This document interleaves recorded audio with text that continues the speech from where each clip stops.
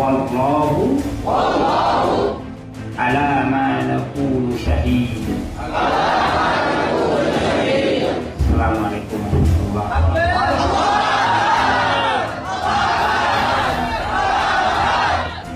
Adapun saya ditahan atau ditangkap di kantor polisi Polda Sulawesi Selatan karena saya berbayat kepada Daulatul Islam yang memimpin Daulatul Islam, yaitu Abu Bakar al-Baghdadi, saat deklarasi FPI mendukung Daulatul Islam pada Januari 2015. Saya berbayat saat itu bersama dengan 100 orang simpatisan dan laskar FPI. Halo sahabat Indonesia, kita bertemu lagi dalam Opini Rudi. Kali ini saya akan mengajak Anda untuk mendiskusikan tentang tudingan ngawur dari seorang terdakwa atau terpidana Muhammad Rizik Syihab kepada pemerintah.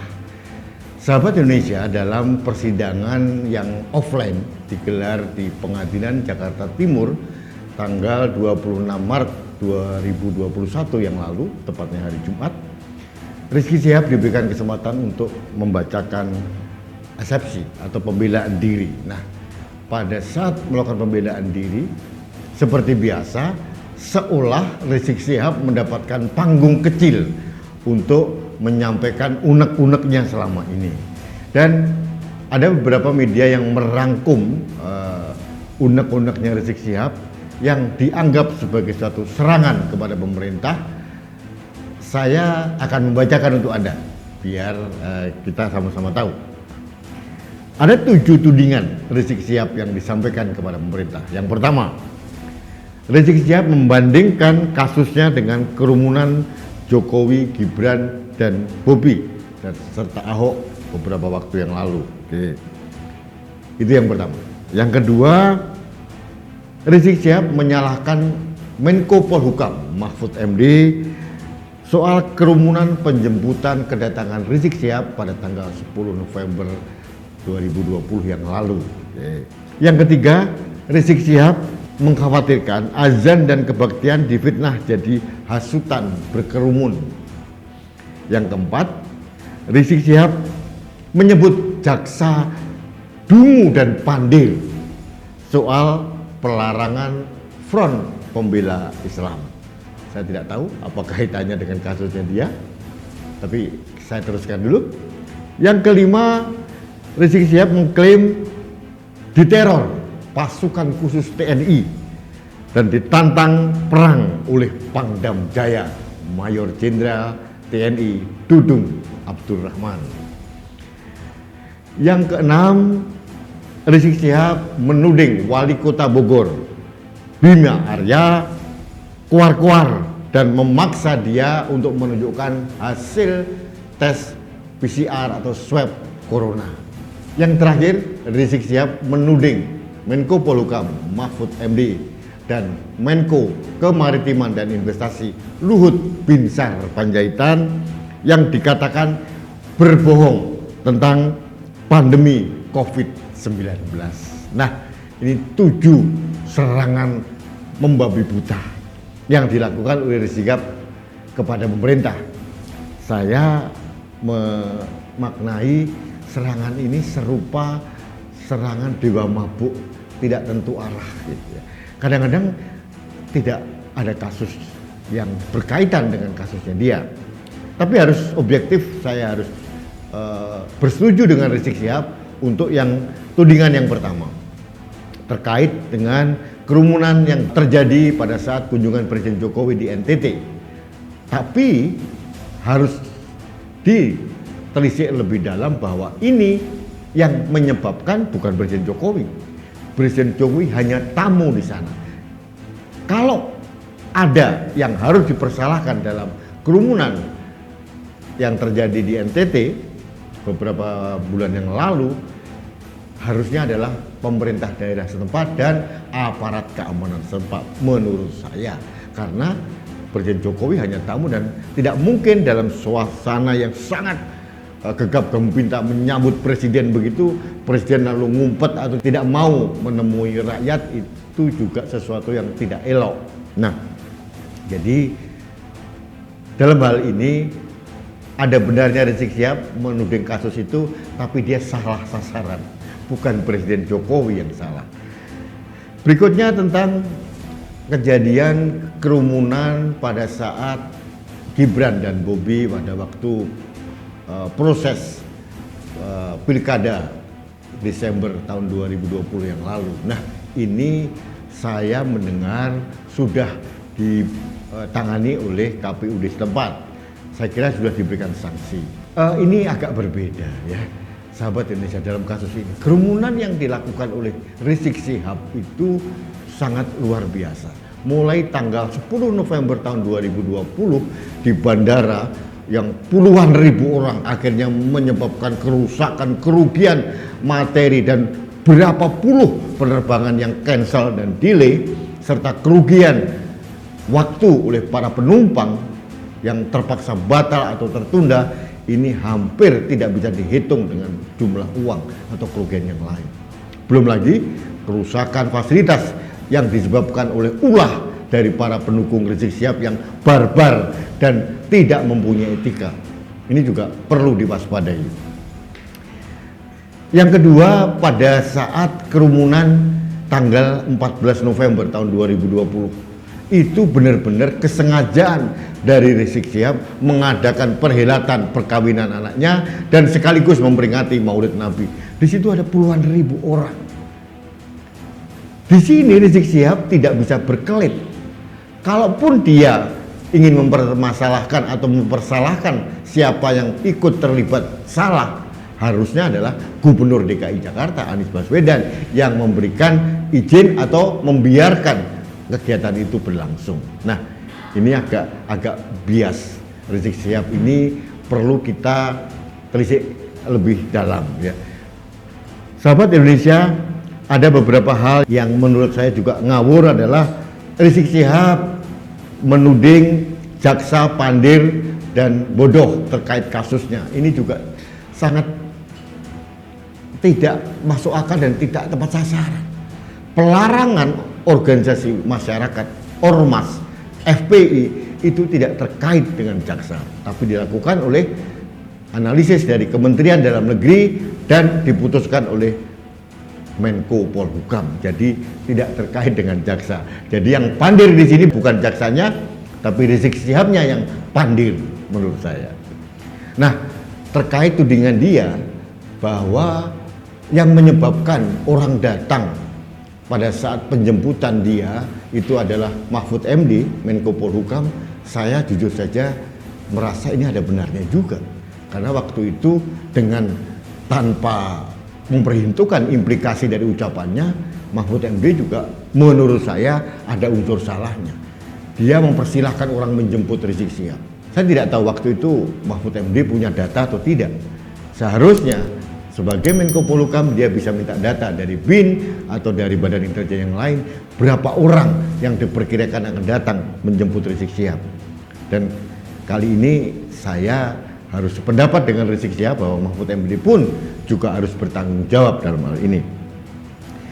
Tuduhan-tuduhan yang lain hampir tidak masuk akal. Tuduhan-tuduhan yang menurut saya hanya ingin mengalihkan isu atau pokoknya ya. Contohnya adalah Rizik Syihab merasa diteror oleh pasukan khusus TNI. Ini juga tidak benar. Kenapa? Saya sendiri secara langsung mendapat penjelasan dari Panglima TNI, Marsikal TNI Hadi Cahyanto, bukan rencana untuk menteror. Memang waktu itu ada latihan, kemudian mereka lewat di depan daerah Petamburan, kemudian mereka menata konvoi kendaraan pasukan khusus. Apa salahnya? Kegeeran sekali kalau Rizik Syihab merasa diteror. Jadi mohon maaf, Rizik Syihab ini agak ngawur menurut saya. Yang kedua, merasa ditantang sama Pangdam Jaya, Mayor Jenderal TNI Dudung Abdul Rahman. Ini juga menurut saya salah menyikapi. Seorang Panglima Kodam waktu itu, Pak Dudung Abdul Rahman, memberikan penegasan tegas kepada rakyat dan pada FPI bahwa dia akan melawan dan akan, kalau perlu FPI dibubarkan, dicabut semua baliho. Ini adalah ketegasan seorang pemimpin yang ditunggu-tunggu masyarakat. Karena waktu itu tidak ada satupun orang yang berani tampil untuk menggertak FPI kecuali Dudung Abdurrahman. Dan ini menurut saya adalah sesuatu yang sangat positif dan harus diakui Pak Dudung telah melaksanakan tugasnya dengan baik. Terbukti apa jawaban Pak Dudung itu mengangkat moral dan keberanian masyarakat untuk bersama-sama melawan. Dan buktinya pemerintah yang lain, aparat negara yang lain mulai berani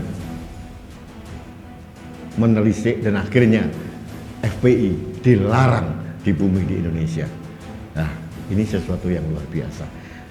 Yang lain-lain tudingannya sangat tidak signifikan dan asal ngomong ya. Jadi sahabat Indonesia, inilah Rizik Syihab, orang yang pintar berorasi, memutarbalikkan data dan fakta dan mempengaruhi orang-orang yang bisa dipengaruhi.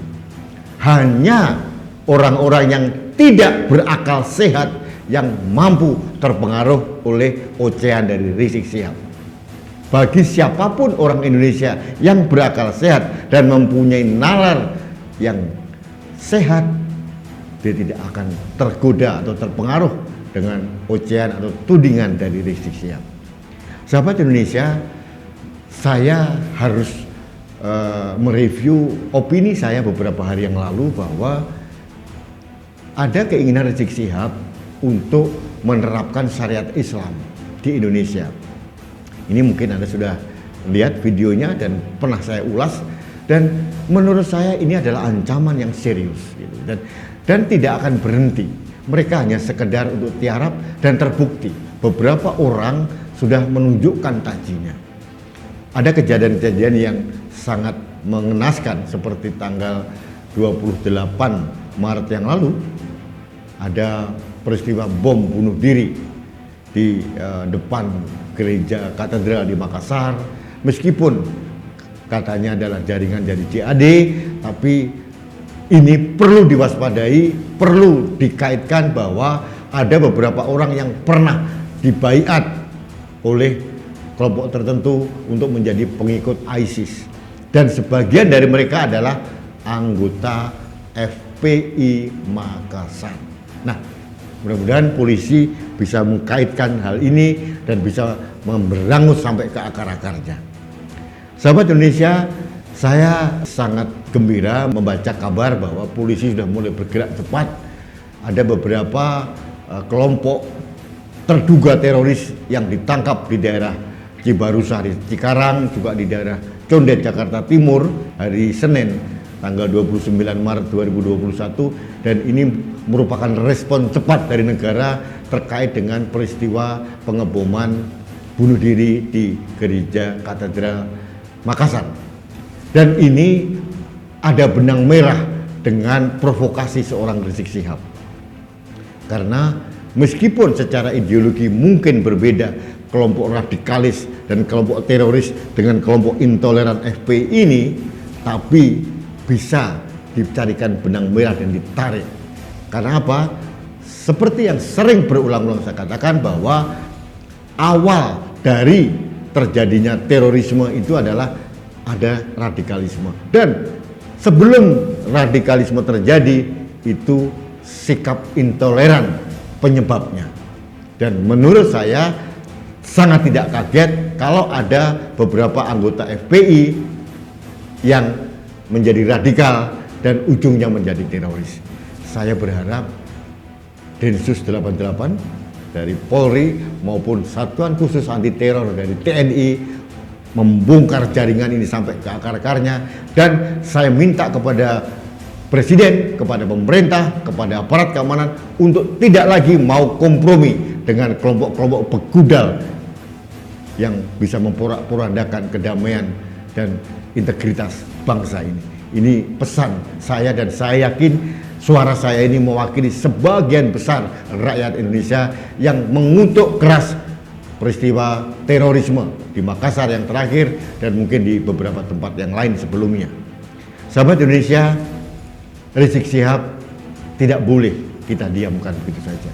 Saya berharap dalam persidangan ini Rizik Syihab mendapatkan suatu hukum yang setimpal. Karena apa? Saya optimis karena tuduhannya begitu berlapis-lapis, berbagai pasal dan tuduhan. Tidak pidana tunggal, yaitu kerumunan saja, tapi juga provokasi, penyebaran berita kekerasan dan ancaman, memprovokasi massa, mengajak orang membenci pemerintah dan negara. Ini banyak sekali saya baca dalam tuduhan dari jaksa. Mudah-mudahan ini tidak ada ruang bagi Rizik Syihab untuk keluar dari penjara dalam waktu dekat, karena orang-orang seperti ini harus ada efek jera yang harus diterima. Jangan sampai orang-orang seperti Rizik Syihab ini akan menjadi presiden buruk bagi siapapun di negeri ini untuk bebas tapi yang tidak terbatas. Ini yang bahaya. Demokrasi itu tetap ada aturan.